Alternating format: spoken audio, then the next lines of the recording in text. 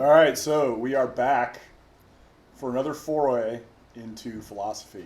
It's good stuff. Bring it on. Okay, I didn't do this last session. I forgot to bring my book, Blight in the Vineyard. I actually have to read my own tagline because I don't remember it. Exposing the Roots, Myths, and Emotional Torment of Spiritual Tyranny. For those of you watching online, you can find this on Amazon. If you like my stuff, or you would like to hold my name forever in infamy, either one is good. In both instances, you can buy my book and find out why you should either like me or hate me. Come on, guys, that was funny. Okay, so I wrote Blight in the Vineyard, a brief overview. I wrote Blight in the Vineyard after having been a part of Sovereign Grace Ministries, formerly PDI, way back, right? This was my first effort at trying to roll back the roots of tyranny within modern Christianity. It does specifically deal with Sovereign Grace Ministries. The names, for those of you online that know anything about Sovereign Grace Ministries, you'll recognize the names of the major players. C.J. Mahaney, Brent Detweiler, et al. Here's the thing. Sovereign Grace Ministries has, it's not quite defunct, but it has moved. Much internal torment and wailing and tumult has caused them to part company with lots of people and lots of players. However, I will say this. The book is not really about Sovereign Grace Ministries. It is not specifically an expose on them. It is an expose on the impact of Calvinism in American Christianity and what it produces, and why you personally, if you have been involved in in Reformed churches of pretty much any stripe and fashion, why you've had so much problem, where do the problems come from, and actually ultimately how you can fix it, what you really have to do to get out from underneath. It is about getting away from the emotional torment of spiritual tyranny. Now, I spent a lot of time trying to bring people up to speed on the broader scope of church history, church thought, and Bible interpretation. So there's kind of some primers early on in the book for you to actually learn some of those things. To give you a sense of scope and a sense of proportion, I can tell you the truth. The men that are the powers behind these churches do not have the authority they say they have. It's really not any more complicated than that. They do not have a market, a monopoly on what they consider to be sound doctrine. Most of these guys are posers and third-rate thinkers at best. Read my book, and that's actually probably the fairest introduction to the subject. I am seriously considering following on. I've been toying in my head with actually bringing a follow-on book, a little more generic, not specifically organization-directed. Unfortunately, though, I will say this. The players within American Christianity tend to be consistently the same people. There are probably the top 20 some odd people within American Christianity. Pretty much the whole of American Christianity has been saturated. I don't care your denominational persuasion, has been saturated with Reformed theology. So, that is my plug for the book. I did used to run a blog called Spiritual Tyranny. I decided to take it down about 4 or 5 months ago. I'm debating on how I want to, or if I want to bring that back. I'm still trying to figure that out. But for those of you faithful listeners, faithful readers from years past, I know I kind of let that slide.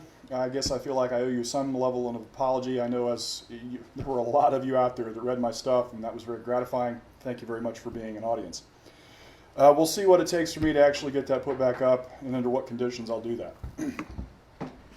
So, I left us with a cliffhanger, right?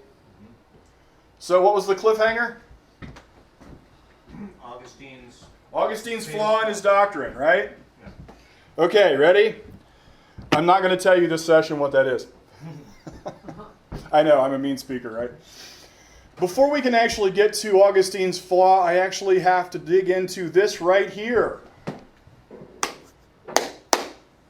I discussed this at length last year, and effectively I've been talking about this in some fashion for the last 5 years. Here is the order of hierarchy within philosophy. Now, when I say philosophy, I really want you to start thinking in terms of here's how man integrates his mind. Whatever's in his head, this is how he integrates it. Here is the foundation, which is effectively metaphysics down here. And this is how man knows what he knows. Now notice that this right here is actually the largest segment in this whole thing. Epistemology is the biggest study. because it is how man integrates his world, concepts, his mind, reason, logic.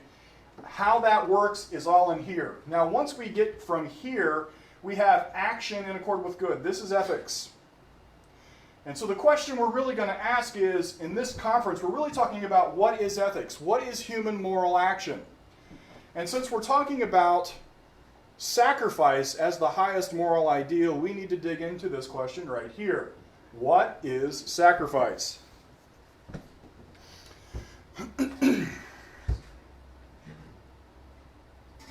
When someone demands, now this is actually a question for the group, when someone demands that you sacrifice for the greater good or the local church, what exactly are they asking you to do?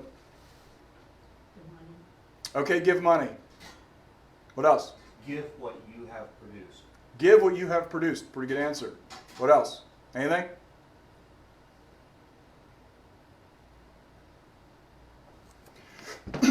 Okay, here is the real root of what they're asking. Sacrifice is the destruction of something.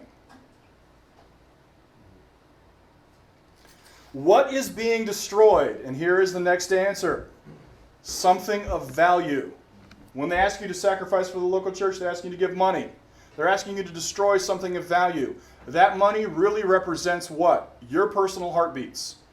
Your personal intellectual efforts. Your personal physical efforts. Human production is actually distilled into money. And that's what we exchange. That's a method by which we exchange that ability. So when somebody says they want you to sacrifice it, they're asking you to get rid of it in your own behalf. They're asking you to destroy that. So here they're asking you to destroy something of value. So the next question is, what are values? Anybody want to give it a whack?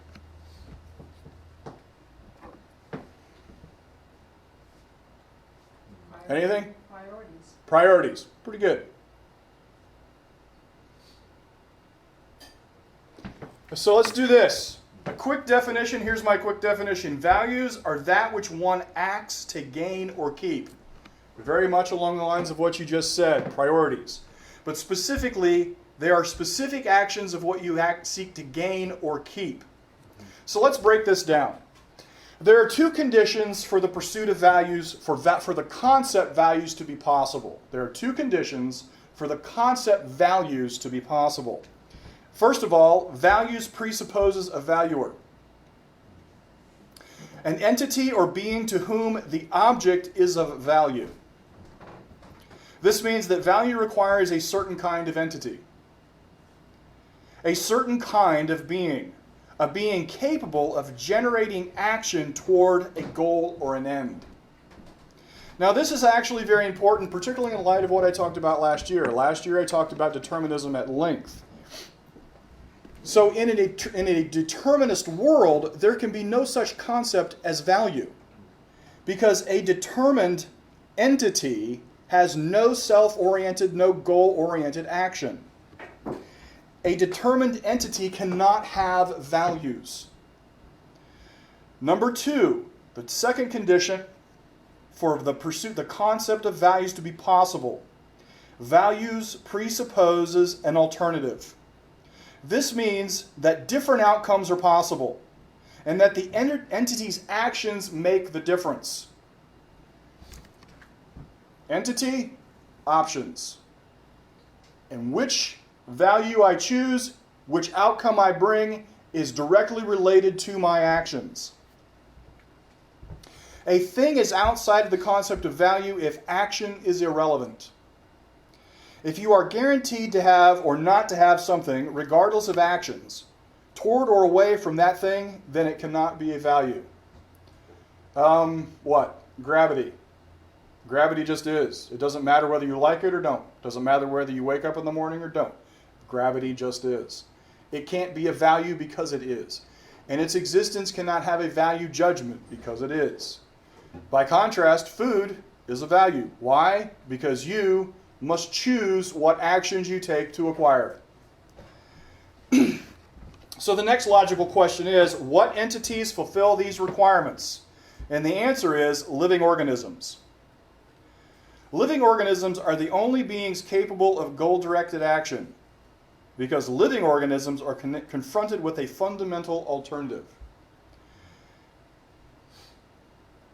Living organisms versus inanimate matter.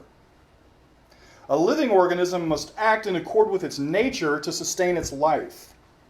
A living organism is not a passive reactor to its environment. A living organism is driven by a singular goal, the perpetuation of its life. By contrast, inanimate matter does not. Inanimate matter exists regardless of its action. It takes no action. Rocks are rocks because rocks are rocks. Material matter might change form, but its existence is perpetual, independent of any action. So value implies alternative. And so here is the fundamental alternative in the universe. Existence or non-existence.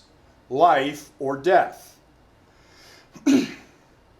And this alternative can only apply to living beings.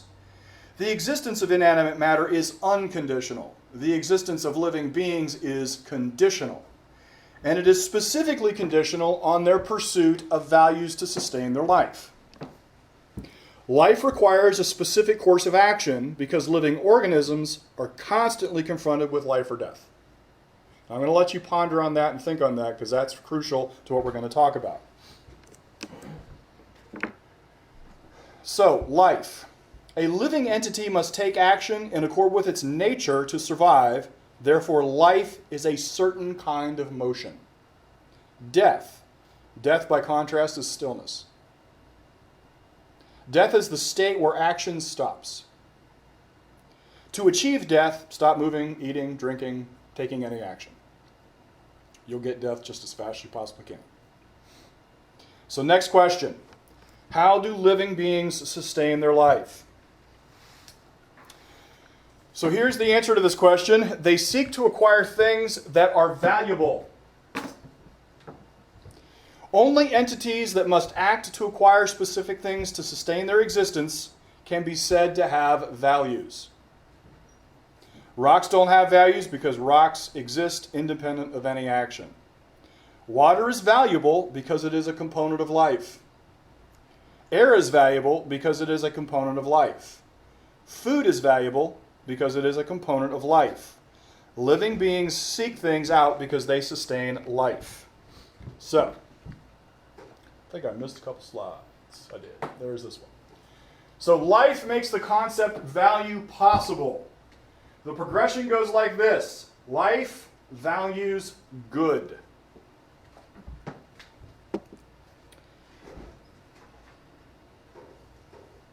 Let me pop back here real quick.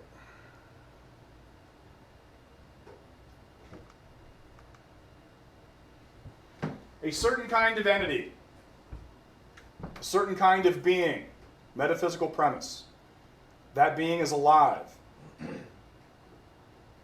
It then needs knowledge, it needs values to acquire the things that makes its life possible. Which means, by the time we get to here to ethics, what determines good and evil is what facilitates life. Do you see the progression? So that's why I say here, that which furthers an organism's life is the good, that which undermines life is the evil.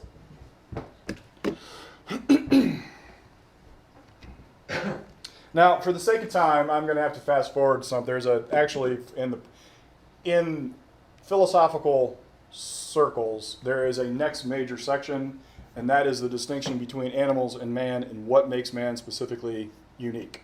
So I'm going to fast forward through that, and I'm going to just jump to the conclusion. All living organisms act toward their goals. Most living organisms take their actions based on instinct. Man, by contrast, is a being of volitional conceptual consciousness. Man has no built-in standard of values. He is not guided by instincts. He has no automatic code of survival. Indeed, he has no automatic sense of self-preservation. Notice, babies would die almost immediately if not cared for. How much of parenting is dedicated just to keeping kids from killing themselves? They have no automatic sense of this at all. So man is not, he does not come out of the womb ready to engage the world in which he lives. He needs a very specific set of ideas to make that happen. And also notice that man does not automatically value life as such. Probably one of the greatest examples of this, well, the two greatest examples, one is Islam. Islam is based on the predicate assumption that men will destroy themselves in the name of Allah. And you can actually find that same thing, that same mindset applied to Calvin's doctrine. How many people in churches are willing to destroy their own lives in service to these higher concepts? They don't specifically value their lives as such. Learning, or their marriage. And this is actually crucial. It's crucial to understand that learning to love and value life as such, and human life in particular, and your own life is actually an achievement. It is actually a philosophical achievement that has a very specific set of ideas in place. So man must choose to value life in general, and to be successful, he must value his life in particular. So for man to live, he must identify the correct values and then choose to follow those values. And so here is man's root need for morality.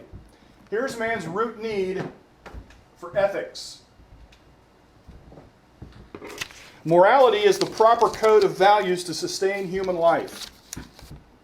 Man needs ethics to live.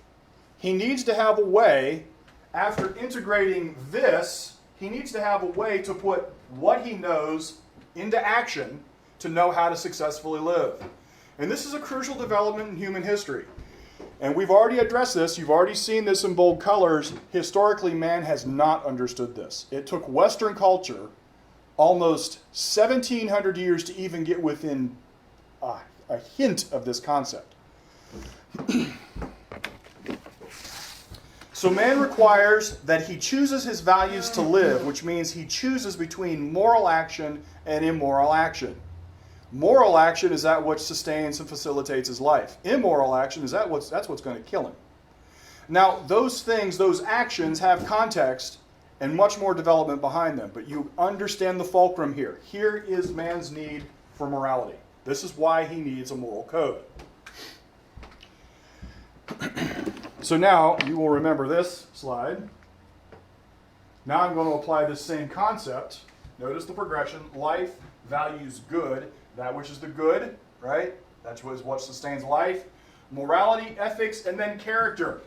Morality is the standard that actually facilitates life. Ethics is the code. And when a man persists in consistently making value-driven actions, that's what shapes his character. You see it? You understand it? So in this instance, that which furthers man's life is the good. That which undermines man's life is the evil.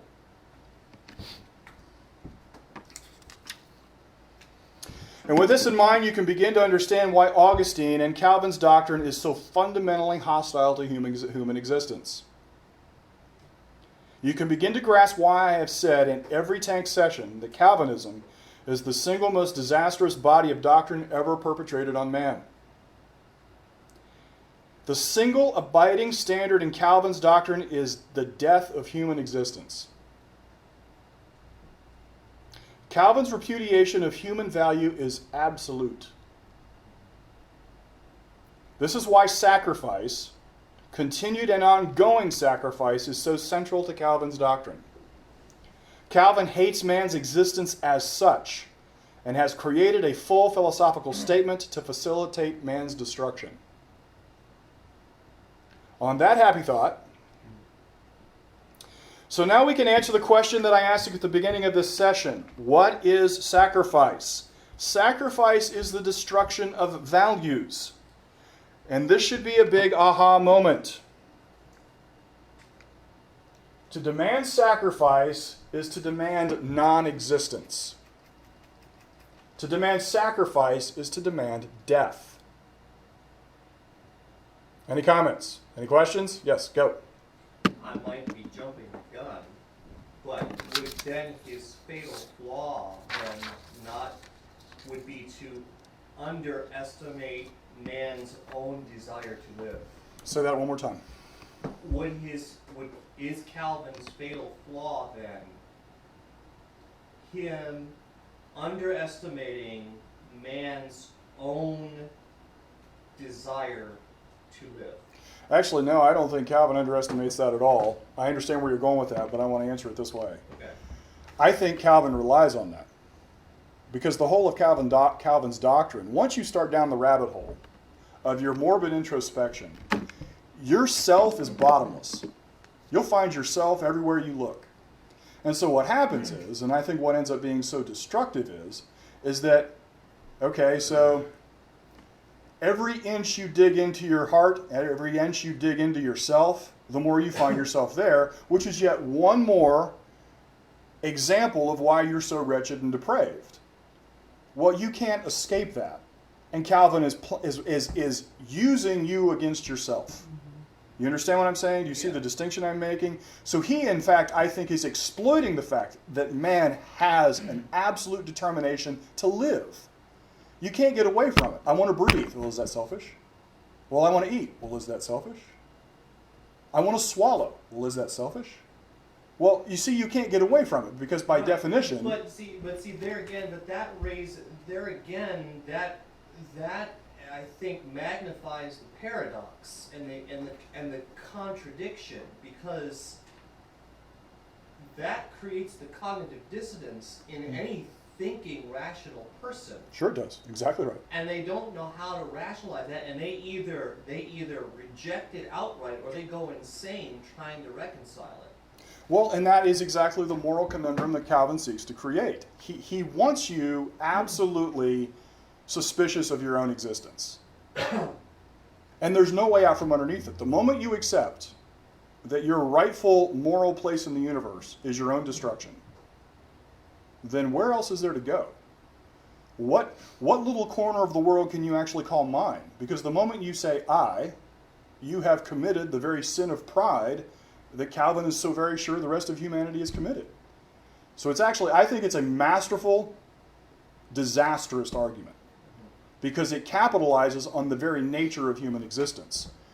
As man, we can't help, no matter how hard we try, making choices about values to further our life. We can't help that, and we can't get away from it. So did I address your question? I think we're talking about the same thing. I mean, like I said, I was probably jumping the gun, so obviously my assessment was not where you were going with it, but I see a parallel to that in politics. I mean, government politics. And I say this all the time, there is absolutely no difference between religion and politics, because it's the exact same thing. Mm-hmm. Because it's all based on the same philosophy. It Right. all has its same metaphysical root. What you see happening in collectivist politics, Correct.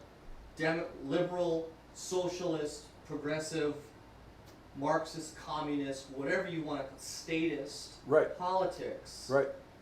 is the constant underestimating of man's innate desire to live. To live, right. And you're going exactly the right direction. And you're not really ahead of me. You're actually right on par with where I want you to understand. Because once you take advantage of the fact that, once you say that man has a moral right to submit to the collective, then you have no choice, ultimately in the progression, to compel man to do that. If man is actually metaphysically free, if he's at liberty to live his life without intervention, then political freedom is the root. There's my input, comment on what you just said.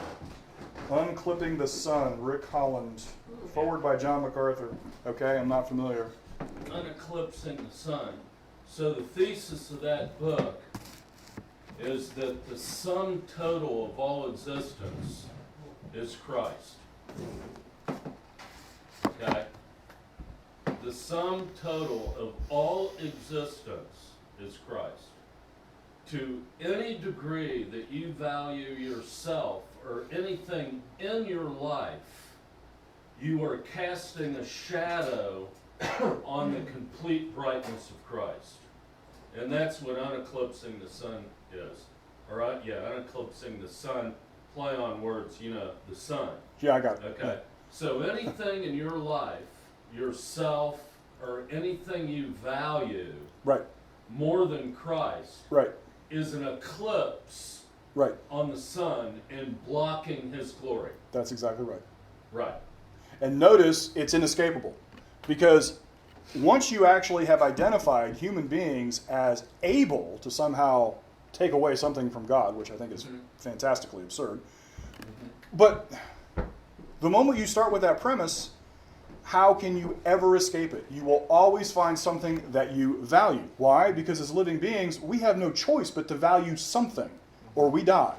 Right. And that's why I think this kind of thing gets so much traction, is because people go to, they read this, they assume, okay, yeah, these guys must know something. And then they try to apply the standard to themselves, and they go, well, of course, see, I value this, therefore I must be doing something against God. Right. And you can't get away from that death spiral until eventually you look around and go, you know what, I don't have anything else. I am functionally dead, and so you must do what you just said. I either have to reject it out of hand, or I have to keep going towards death. And that's the cognitive dissonance that you end up seeing throughout the American church. I don't know that I would call it cognitive dissonance, because it makes perfect sense, because basically it's a pretty efficient escapism. You know, don't worry, be happy. I don't have to worry about anything in life. It's all, you know, a gospel meta-narrative. Mm-hmm. Oh, I just saw a small child get hit by a car. Oh, well, it's just part of the narrative. We heard it in the tragedy that our family suffered yesterday, you know. Well, you know, God's will, you know, God's purposes. But along with that, and, you know, and Paul was talking this morning about how, you know, God never desires death. Right. Did I say that? Maybe I'm Right. paraphrasing. I don't know exactly Close the enough. words you used. But we're starting with the assumption that somehow God views death as good. Right, So exactly. God sanctions death. Right. Even though the Bible says it's Right. his enemy. So, Yeah, there's that, right? yeah. Right. So, How does that get lost in the translation? Yeah, you're exactly. so Well, I think we're actually all talking about effectively the same thing. The cognitive dissonance that I was redressing is actually a comment that he made. But I think what the intellectual reaction that you're talking about, basically this kind of toss up your hands and who cares, is one of a couple of options that you have when faced with this doctrine. What else can you do? You can't, if you've been told you can't take action, if there's no action in your life or no value in your life that has any moral import, then the only thing you can do is toss up your hands and go, well, whatever, and live and sit idly. So I think that, I remember a couple years ago, Susan gave her speech and she talked about the Puritans. And one of the things that she talked about in her sessions was how the women could not handle not knowing where they were going to spend eternity. And so they had all of this emotional anxiety based on this ambiguity that they could not abide. And I think that is the other extreme of that same emotional and intellectual conundrum. I can't abide it, so therefore I'm going to kill my kids so I can be sure I'm going to go to hell, and or over here I can't do anything, so what difference does it make what I do? And in both instances, they are extremes based on the same intellectual fulcrum that they're up against. Their death is the moral ideal. Now, I got to say this from my studies. There is a purpose in all of it. Mhm. There is a purpose from having that state of being worldview. I do serve a purpose, to glorify God. No matter what happens in my life, since it's a pre-written meta-narrative or metaphysical narrative, Right. everything that God has written into the script glorifies Him. So therefore, I'm going to get hit by a bus tomorrow. Glory to God. Yeah, I know. Okay, right? Well, yeah, and then of course my response to that is exactly how does nothing glorify anything? How is that possible? Because it shows the depths To of whom? my worthlessness as To set whom? against God's. And this, word. and the point that I'm Christ. making here is that is Yeah. a nonsensical comment up against the premise. Yeah. Why does God receive glory from things he decides don't have any value at all? You see, here's the problem. The moment you decide that this is the kind of God you serve, then not even God can have values. God doesn't have values as such. Well, they would say that your negative value displays his value. Okay, And I remember my train of thought. You remember your train of thought? Here we go. You click the light bulb, because it goes along with that. We're talking about a God that values death. And if we're and if we're going to come to we have to come to the point where we logically ask the question, when death happens, we actually want to ask ourselves, and many people do, why did God allow that to happen? And I think that question reveals a fundamental misunderstanding of who God is, where we have the idea of, in other words, if there was a God, he would not allow this to happen. You see what I'm saying? If God hates death, then why does death happen? And I think it's a reasonable question to assume, but what people do is when they ask the question, it immediately becomes an indictment against God, because they think God is unfeeling and uncaring, and that because of what they think about God in his sovereignty, he must have allowed it, and so he must have some purpose for allowing it. And that's why you get men like these British actors who get up and said, God is the sadistic monster. Well, you know what? I agree with you. If that's your definition of God, that God is a sadistic monster. But I think what we need to do is we really need to examine Scripture and say, is ask ourselves, is God really in control of this? Because you would think if God is love, and if he hates death, he would then intervene and eliminate death. Well, eventually one day he's going to. Okay. Everybody would go to heaven then. Right. But I think I think it really comes down to, we've got to reevaluate our understanding of the God of the Bible. And insofar as what is the extent of his omnipotence, his omniscience, his omnipresence, if there even is such a thing. But we are castigated for even entertaining those notions. Yeah, that's true. The point of this whole conference this year, anyway, is that by design, Christians don't know the answer to these things, are unable to share and enter into to an arena with talking about non-believers about it. There's this by design lack of knowledge, because you know what? The best way to control people is to keep them dumbed down. Knowledge is power. Sure it is. Knowledge is freedom. And what is the essence of sin? To control. So of course we're in a Protestant dark age. That people want to be controlled to a certain extent. To a certain extent, that's true, and John talked about that in our first conference, about fear of chaos. Yep, fear of chaos. Okay? Right. Well, liberty is an achievement. Liberty, individual liberty, is a philosophical achievement. It doesn't, some years ago, unfortunately, much to our detriment in America, we had a president that said that the desire for freedom lives in everybody's hearts. And then we went and decided to go nation build in a country that didn't want freedom. They don't hold the same values we have. And it's because, whatever you think of George Bush, at the end of the day, the metaphysical premise is wrong. Human beings do not naturally specifically value life, or their life in particular, and particularly with doctrines that tell them that they ought not. Man is a conceptual being. He organizes his world like this. And if your worldview way down here says, by the way, Allah wants you to, everything is for Allah, and the only thing that's good knowledge that comes out of the Quran, we want you to blow people up. That country doesn't, those people don't want freedom as such. They want to fulfill this progression. And so individual liberty, particularly the individual liberty that is within the United States, is a very unique event in the whole of human history. Sure is. And it's because in the Western world we ask some very rudimentary questions, and we were pretty successful at getting to the answer.